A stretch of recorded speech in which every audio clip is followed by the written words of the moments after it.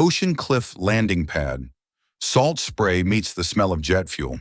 A sleek, $90 million helicopter sits dead on the concrete, rotors locked and silent. Isabella Vaughn, a billionaire mogul, stands with arms crossed, hiding fury behind designer sunglasses. Her elite engineers shake their heads. It's impossible. Every minute costs a fortune. On the tarmac, a mechanic wipes grease-stained hands. Isabella scans his boots and oil-stained nails. "Do you honestly think you can fix this?" she mocks. The man doesn't answer. He leans down and listens to the wind. 1 minute later, the turbines roar and the crowd goes dead silent. His name is Daniel Cross, 46 years old, a man whose weathered face tells a long story of hard miles and heavy, unspoken secrets. To the wealthy elite who frequent this coastal airfield, he is nothing more than a ghost in the hangar. He is the man you call when a baggage cart has a squeaky wheel, or when the floor needs scrubbing. He is a contract mechanic, hired only for the dirty work that the pristine factory teams refuse to touch. Daniel doesn't mind the invisibility. In fact, he craves it. Every afternoon, as the sun begins its slow descent toward the horizon, Daniel watches the clock on the hangar wall with an intensity that rivals a pilot watching an altimeter. He is waiting for the school bell to ring at the small elementary school just 3 miles down the coast, where his 9-year-old daughter Maya is finishing her day. Being a single dad is the only job Daniel truly cares about now. His life is measured in school lunches, bedtime stories, and the soft, gap-toothed smile of a little girl who thinks her father is the strongest man in the world. His hands are always stained with grease. His back often aches from leaning over ancient engines. But he does it all to ensure he is home by 4 o'clock. He took this low-level job for one reason: peace. No more high-stakes missions.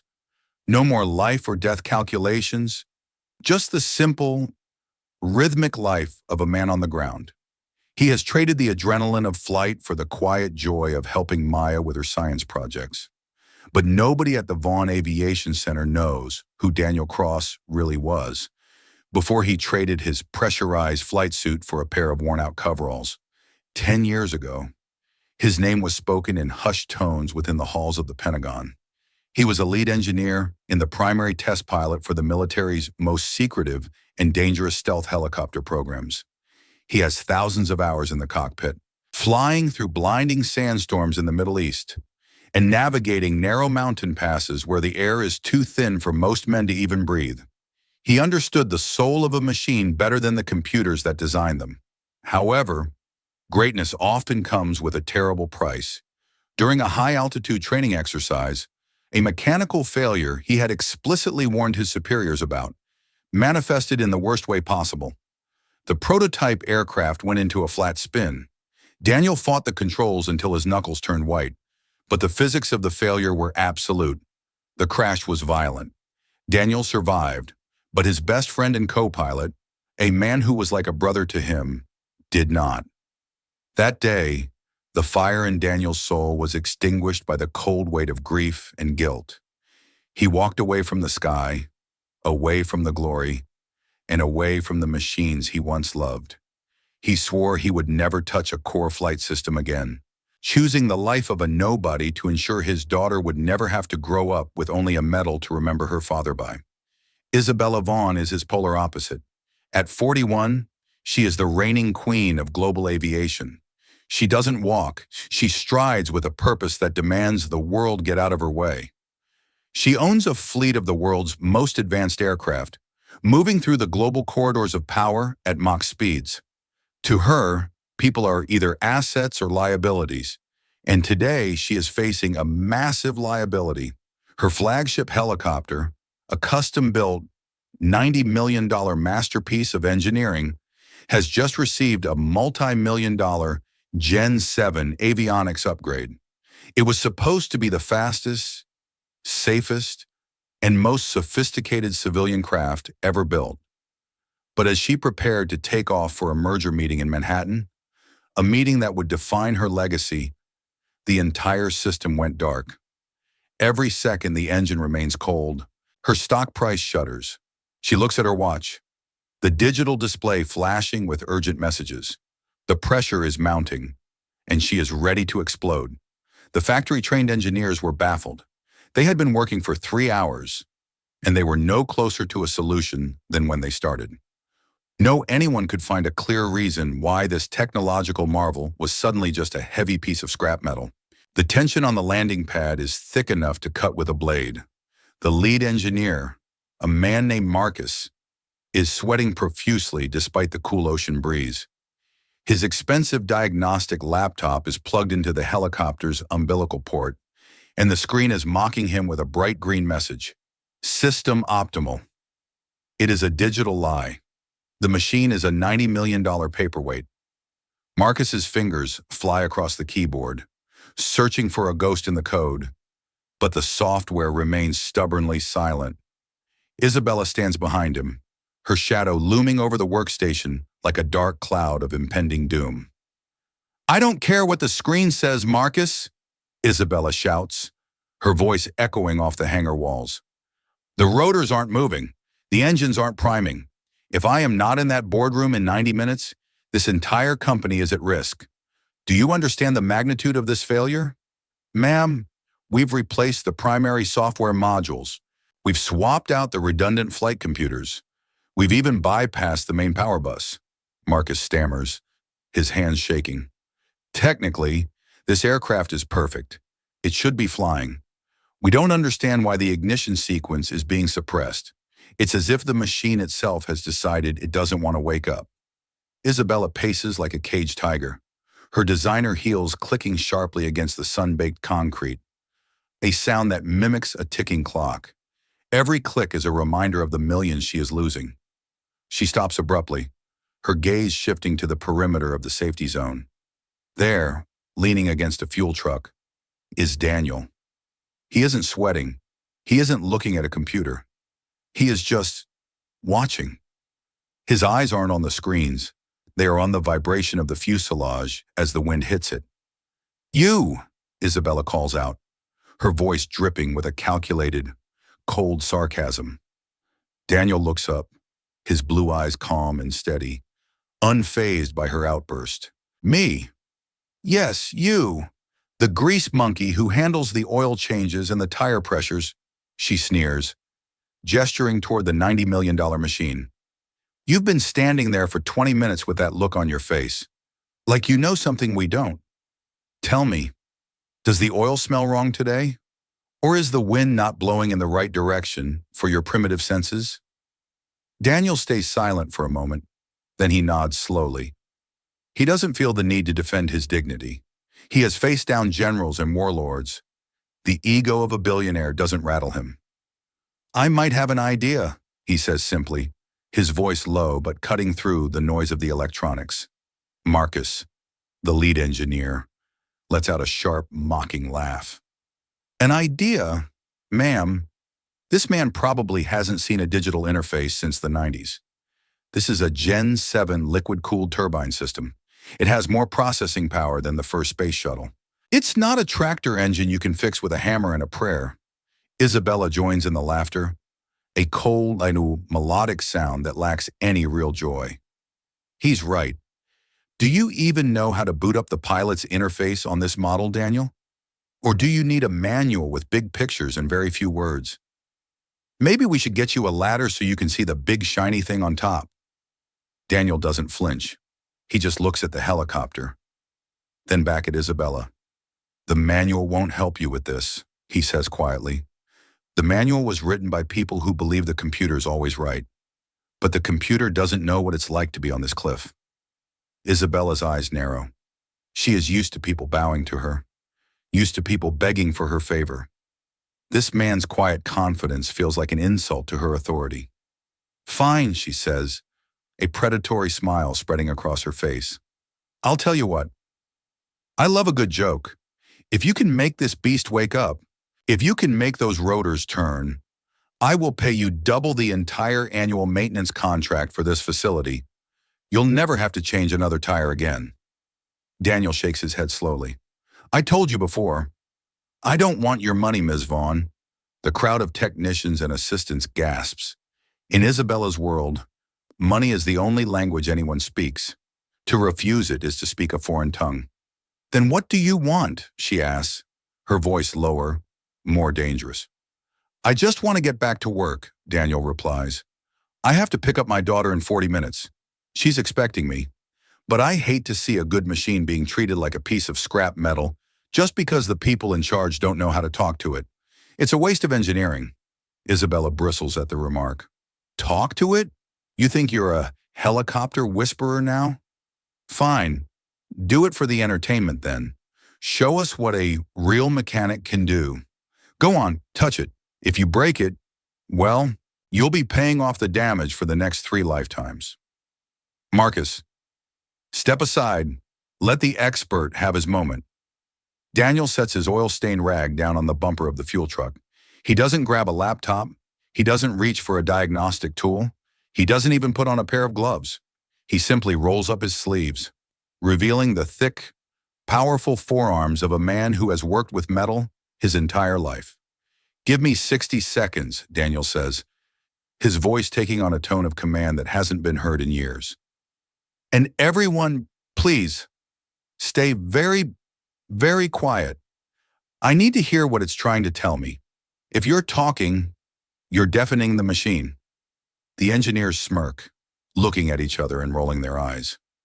Isabella leans back against her limousine, crossing her arms, waiting for the inevitable failure. Daniel walks toward the massive, silent machine, while the entire hangar crew watches with an eye of suspicion. If you believe that there are people who are underestimated just because of their appearance, subscribe now.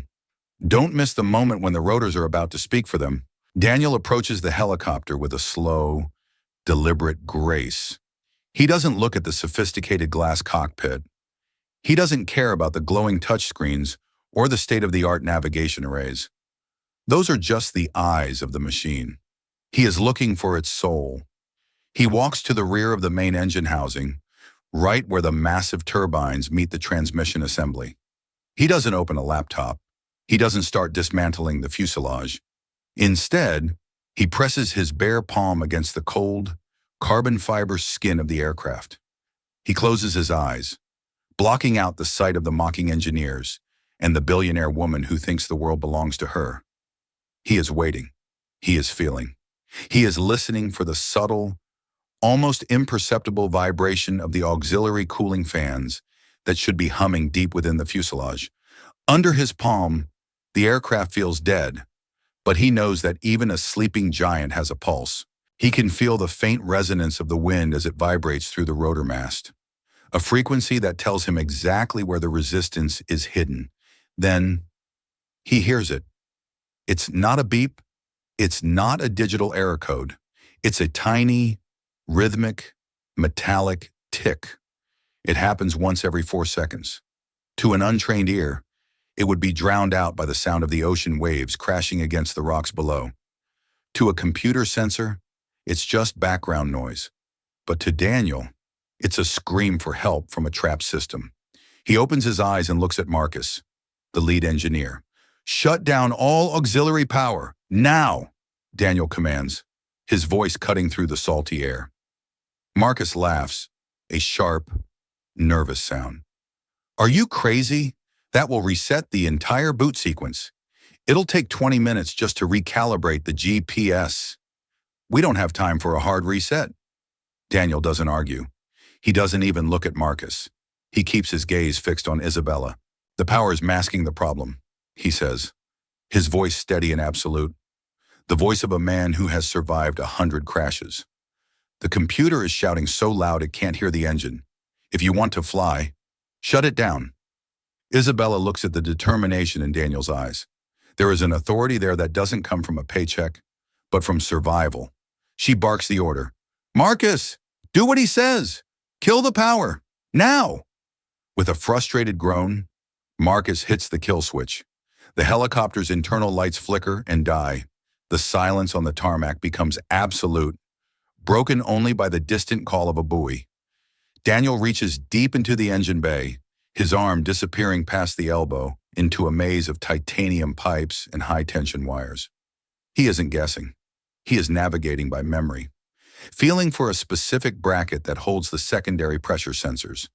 His fingers move with a surgeon's precision, avoiding the sharp edges and the lingering heat of the previous attempts. There it is, he whispers to himself. He finds a tiny, almost microscopic hairline misalignment on a sensor bracket. He doesn't need a microscope to see it. His fingers feel the edge that shouldn't be there. It's a flaw that didn't exist in the design, but was created by the reality of the environment. The new Gen 7 upgrade, Daniel says, his voice echoing slightly from inside the engine compartment. It shifted the center of gravity on this specific mounting bracket by less than 2 millimeters. It's a beautiful piece of engineering in a vacuum, but the engineers who installed it didn't account for the crosswinds on this cliffside. They designed it for a hangar in Zurich, not a storm in the Atlantic. He continues, his voice calm and clinical. When the wind hits the air intake at this specific angle, it puts just enough pressure on this sensor to make it flex. It's not much, just enough to bridge a contact. When it flexes, the sensor thinks the cabin is depressurizing. The computer sees a phantom breach, so it locks the fuel lines as a safety precaution. The software doesn't flag a fault because the sensor's technically working perfectly. It's just confused.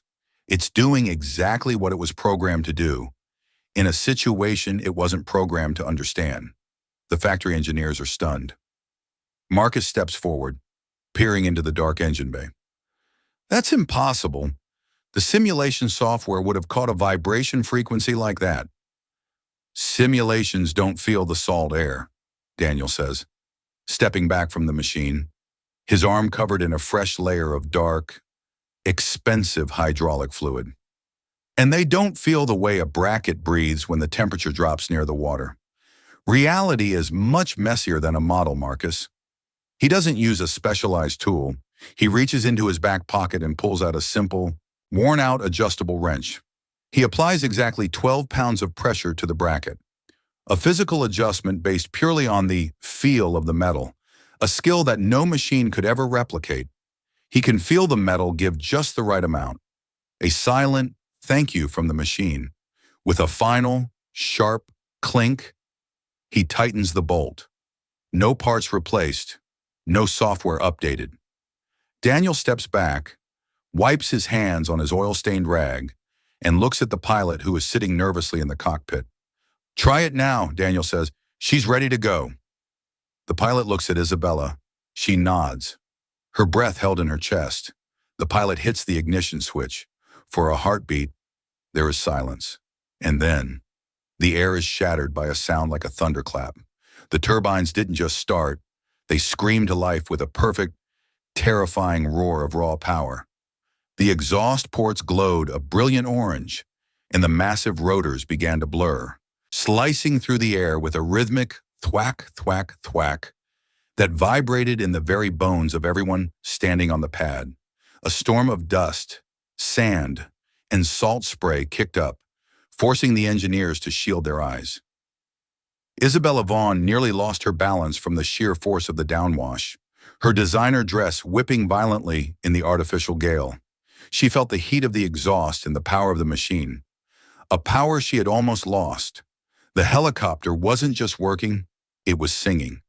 It hovered for a second in perfect balance, before settling back down. Isabella stands there for a long moment, her hair wind-swept and chaotic, her sunglasses pushed up onto her head. She isn't looking at her $90 million toy anymore. She is staring at the man who is currently leaning against a rusted truck, calmly eating a sandwich.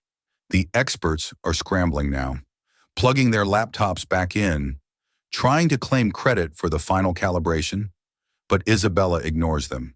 She strides across the tarmac, her heels no longer clicking, but marching with a different kind of intensity. She stops in front of Daniel. Up close, she sees the scars on his hands, not just the fresh scratches from the engine, but old, deep scars, white lines across his knuckles that speak of a life spent in the shadows of heavy machinery. Where did you learn to listen to an engine like that? She asks, her voice hushed, the mockery completely gone. replaced by a burning curiosity. That wasn't just mechanical skill. You knew what it was before you even touched it. Daniel takes a bite of his sandwich, chews slowly, and looks at the horizon. You spend enough time in the air, he says simply. You start to realize that machines are just like people. If they're hurting, they'll tell you. You just have to be quiet enough to hear them. Isabella isn't buying the simple mechanic act anymore. She turns to her assistant. Get me his full file, she says, her eyes never leaving Daniel's face. Not the contract file. I want his real history. Run his fingerprints if you have to. Now. 5 minutes later, the assistant returns. His face is as pale as a ghost. He hands a tablet to Isabella, his hands shaking. Ma'am, you're going to want to see this. The system almost blocked the search. It's flagged at the highest level of government clearance.